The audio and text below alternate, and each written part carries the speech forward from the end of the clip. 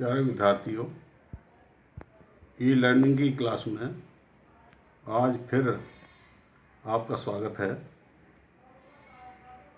सामाजिक विषय के अंतर्गत समकालीन भारत फर्स्ट यानी भूगोल, इसके अध्याय 4 जलवायु का आज हम अध्ययन करेंगे। सबसे पहले जलवायु की परिभाषा देखते हैं कि जलवायु क्या है। तो जलवायु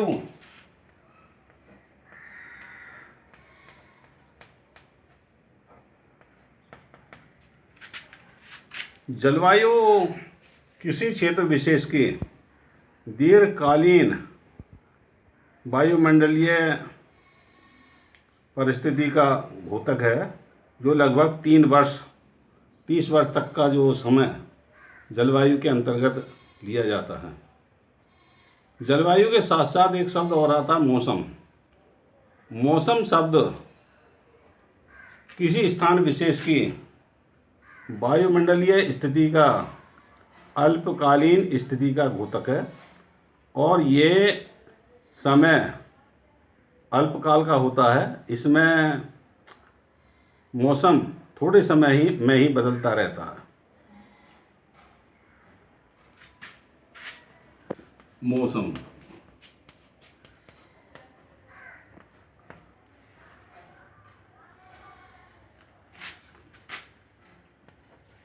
एक विशेष क्षेत्र में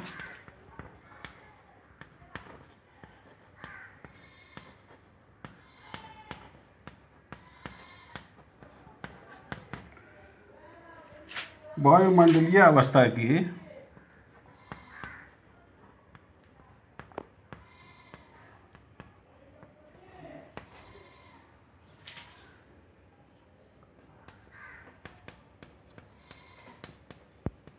अवस्था को बताता है।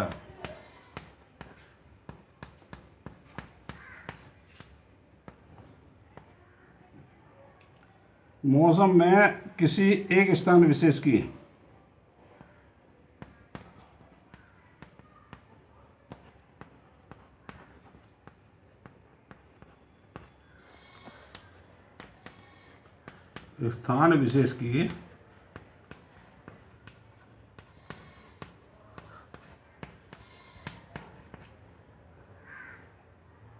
वायुमंडलीय दशाओं का वर्णन होता है।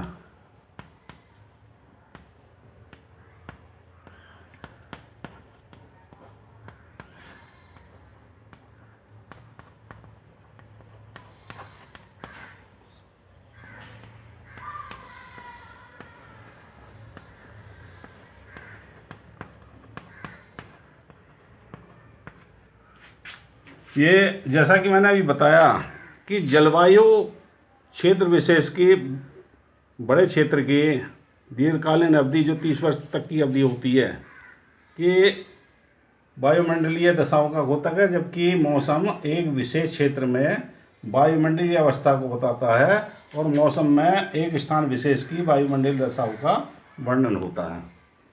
अब वायुमंडल जो जलवायु की बहुत सारी प्रादेशिक भिन्नताएं देखने को मिलती हैं। हर प्रदेश में अलग अलग जलवायु प्रादेशिक भिन्नताएं हर देश में मिलती हैं। भारत की जलवायु एक मौसमी यानी मानसूनी जलवायु है और ये मानसूनी जलवायु मानसून से प्रेरित होती है। इसलिए भारतीय कृषि को मानसून पर आधारित कृषि कहा जाता है। मानसून के द्वारा यहाँ पर वर्षा होती है। तो इन परिभाषा के बाद में जलवायु की प्रादेशिक विभिन्नताएं आता है और प्रादेशिक विभिन्नताओं के अंतर्गत जो सबसे पहले उस प्रदेश का तापमान और वर्षण। तापमान हर प्रदेश का समान नहीं होता। भारत में विशेष रूप से क्योंकि भूमध्य रेखा के निकट दक्षिण पड़ता है और भारत का दक्षिण से उत्तर विस्तार ये 8 डिग्री 4 अंश से 37 डिग्री 36 अंश उत्तर तक है। तो जैसे जैसे अक्षांशों के साथ साथ हम आगे बढ़ते चले जाते हैं, ऊपर की तरफ बढ़ते हैं, उत्तर की तरफ, वैसे ही वैसे तापमान जो कम होता चला जाता है। और जो दक्षिण का जो क्षेत्र है ये इसमें तापमान अधिक पहुंचता है। उत्तर और दक्षिण ये किस बात पर निर्भर होता है, क्योंकि भारत में जो कर्क रेखा है वो भारत के बीच से गुजरती है, और कर्क रेखा से दक्षिण का जो क्षेत्र है वो दक्षिण भारत कहलाता है, उत्तर का जो क्षेत्र है वो उत्तर भारत कहलाता है। तो इस प्रकार से उत्तर भारत में जो, क्योंकि ये अक्षांश से दूरी, जो भूमध्य रेखा से दूरी अधिक हो जाती है, तो यहाँ पर सर्दी अधिक पड़ती है, जबकि दक्षिण भारत में भूमध्य रेखा की निकटता के कारण यहाँ पर गर्मी अधिक रहती है। तो इस प्रकार से तापमान के द्वारा जो जलवायु प्रभावित होती है। दूसरे, जैसे जैसे हम चलते हैं तो राजस्थान में सबसे अधिक तापमान जो पाया जाता है, इस कारण यहाँ पर वर्षा भी नहीं हो पाती। ये जो तापमान है इसके कारण, वर्षा न होने के कारण थार का मरुस्थल वर्षा रहित रह जाता है। देखिए, दूसरा है वर्षण। और वर्षण का मतलब, वर्षण का मतलब हमारा वर्षा से होता है। वर्षा दो प्रकार से होती है। जो जितने पहाड़ी क्षेत्र हैं, पहाड़ के निकट क्षेत्र हैं, वे वहाँ पर जो है, क्योंकि शीत अधिक होती है, ठंड अधिक होती है, इस कारण वहाँ पर वर्षण हिमपात के रूप में होता है। जबकि अन्य प्रदेशों में वर्षण वर्षा के रूप में होता है। लेकिन भारत में वर्षा भी असमान रूप से पाई जाती है।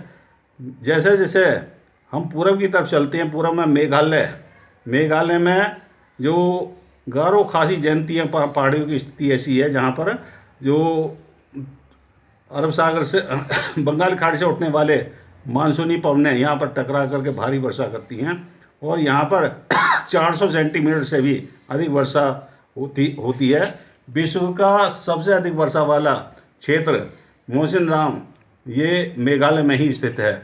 और यहाँ से टकराने से बाद में ये, क्योंकि वायुमंडल में वो एक प्रकार से नमी कम होती चली जाती है, और ये हिमालय पर्वत के समानांतर पवनें बहती हुई आगे बढ़ती हैं। जैसे जैसे आगे बढ़ती हैं वैसे वैसे उनकी नमी कम होती चली जाती है, और इस प्रकार से राजस्थान में अरावली पर्वत की स्थिति ऐसी है, अरावली पर्वत से टकरा करके वायु जो आगे नहीं बढ़ पाती, और ये क्षेत्र जो है वर्षा रहित रह जाता है। तो इस प्रकार से वर्षण जो मध्य प्रदेश की जलवायु को प्रभावित करता है। हिमालय पर्वत में द्रास क्षेत्र ऐसा है जम्मू कश्मीर का, जहाँ पर बहुत ही कम तापमान पाया जाता है, और ऐसे क्षेत्र में वर्षा हिमपात के रूप में ही होती है। हिमालय की जो पर्वत श्रेणियाँ हैं सारी जो है हिमपात के रूप में वर्षा होती है। अब वर्षा के बाद में इस जलवायुवीय नियंत्रण का पॉइंट आता है। और जलवायुवीय नियंत्रण का मतलब है कि जलवायु को नियंत्रण करने वाले कारक कौन कौन से हैं। हर प्रदेश में 6 कारक जो ऐसे देखे गए हैं जो मुख्यतः पाए जाते हैं जो जलवायु को नियंत्रण करते हैं। सबसे पहले अक्षांश, दूसरा नंबर ऊंचाई जिसे तुंगता भी कहते हैं, तीसरा नंबर वायु दाब तथा पवनें, और चौथा नंबर समुद्र से दूरी, पांचवा नंबर महासागरीय धाराएं, और 6 नंबर उच्च आवाज। सबसे पहले हम अक्षांश को लेते हैं। देखिए, अक्षांश भूमध्य रेखा के निकट, भूमध्य रेखा के निकट जो अक्षांशीय स्थिति है पड़ने वाले देश बहुत अधिक गर्मी से प्रभावित होते हैं, क्योंकि भूमध्य रेखा पर सूर्य की किरणें सीधी पड़ती हैं, और इन सीधी किरणों को पड़ने के कारण यहाँ पर गर्मी अधिक होती है। और जैसे जैसे हम भूमध्य रेखा से उत्तर की तरफ या दक्षिण की तरफ बढ़ते हैं, जो उत्तरी गोलार्ध या दक्षिणी गोलार्ध में दोनों ही में ये उपोष्णकटिबंधीय क्षेत्र आता है, और इसमें धीरे धीरे जैसे जैसे भूमध्य रेखा से ध्रुवों की तरफ बढ़ते हैं तो उष्णता कम होती चली जाती है, और ये क्षेत्र ऐसा हो जाता है जो अधिक सर्दी वाला क्षेत्र होता है ध्रुव की तरफ। अब इससे बाद में ये अक्षांश हमारे इस प्रकार से हमारे जलवायु को भी प्रभावित करते हैं। ऊंचाई, समुद्र से जैसे जैसे हम ऊंचाई की तरफ आगे बढ़ते हैं वैसे ही वैसे वायु की सघनता कम होती चली जाती है, वायु की सघनता कम होती चली जाती है और वहाँ पर जो है अधिक सर्दी जो है दिखाई देती है। इसी कारण से पहाड़ों पर जाने पर ग्रीष्म ऋतु में भी जो ठंडे प्रदेश होते हैं, कुछ लोग गर्मियों से बचने के लिए, गर्मी से बचने के लिए पहाड़ी क्षेत्रों में चले जाते हैं, क्योंकि वहाँ पर ऊंचाई होने के कारण गर्मी कम होती है और ठंड रहती है। इससे बाद में वायुदाब तथा पवने। वायुदाब और पवने भी जलवायु को प्रभावित करने वाला एक प्रमुख कारक है। और ये वायुदाब तथा पवने जिस दिशा में चलती हैं वे अवरोध के कारण टकरा करके वर्षा करती हैं। वायुदाब, जो निम्न वायुदाब क्षेत्र और उच्च वायुदाब क्षेत्र, ये दोनों वायुदाब क्षेत्र पवनों को प्रभावित करते हैं, जिससे वर्षा प्रभावित होती है।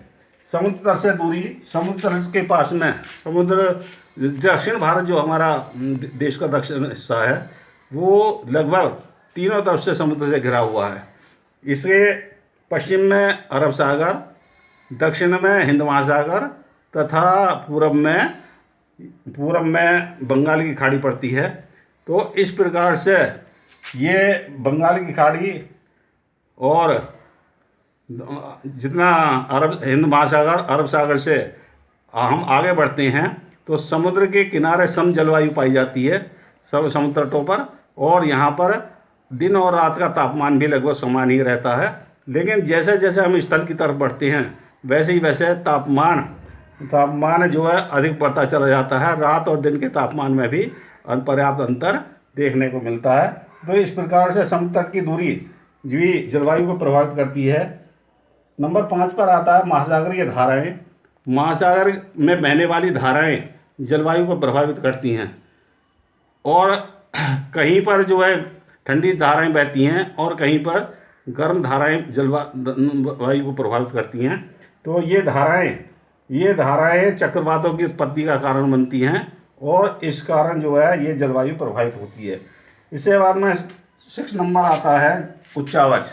उच्चावाच का मतलब ऊंचाई।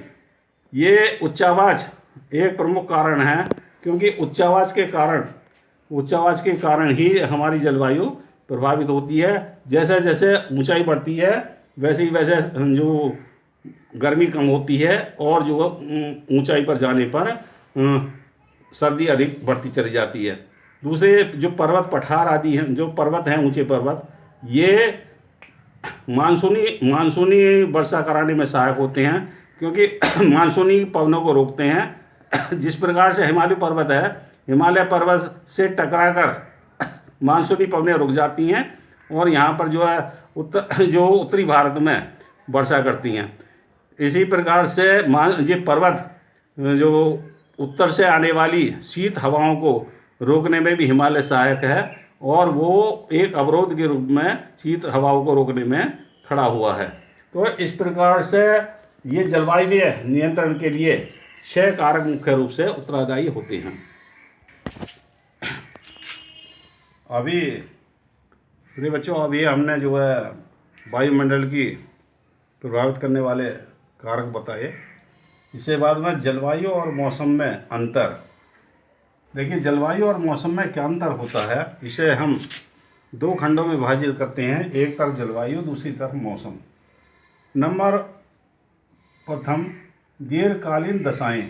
दीर्घकालीन दशाएं का मतलब है जलवायु एक लंबी अवधि के लिए वायुमंडलीय दशाओं को बताता है, जिसमें अवधि 30 वर्ष या इससे अधिक की होती है। जबकि मौसम ये अल्पकालीन दशाओं को बताता है वायुमंडल की, जिसकी अवधि बहुत ही कम होती है। और नंबर 2, लंबे समय तक समान। जलवायु जो लंबे समय तक समान रहती है और इसमें लंबे समय तक परिवर्तन नहीं होता। जबकि मौसम में स्थान व समय के साथ साथ परिवर्तन होता रहता है। ये इससे बाद में तीसरा अंतर है प्रभाव क्षेत्र व्यापक। जलवायु का प्रभाव क्षेत्र बहुत व्यापक है और यहाँ ये जो है जलवायु बहुत बड़े क्षेत्र पर प्रभावित करती है, जबकि मौसम का प्रभाव क्षेत्र सीमित होता है और ये छोटे क्षेत्र को मौसम प्रभावित करता है। इससे बाद में चौथा नंबर है वायुमंडल की सभी दशाओं का औसत का योग। जलवायु वायुमंडल की सभी दशाओं के औसत का योग होता है, जबकि मौसम वायुमंडल की एक या दो दशाओं का घोतक होता है। तो ये मुख्य रूप से चार अंतर जलवायु और मौसम में पाए जाते हैं। तो इस प्रकार से हमने आज देखा कि जलवायु का क्या अर्थ है, मौसम किसे कहते हैं और जलवायु की जो जलवायुवीय नियंत्रण के कौन कौन से कारक हैं और जलवायु और मौसम में क्या अंतर है। आशा है आप अच्छी प्रकार से इन बातों को समझ गए होंगे। अब नेक्स्ट ई लर्निंग क्लास में आगे का शेष भाग बताएंगे। धन्यवाद।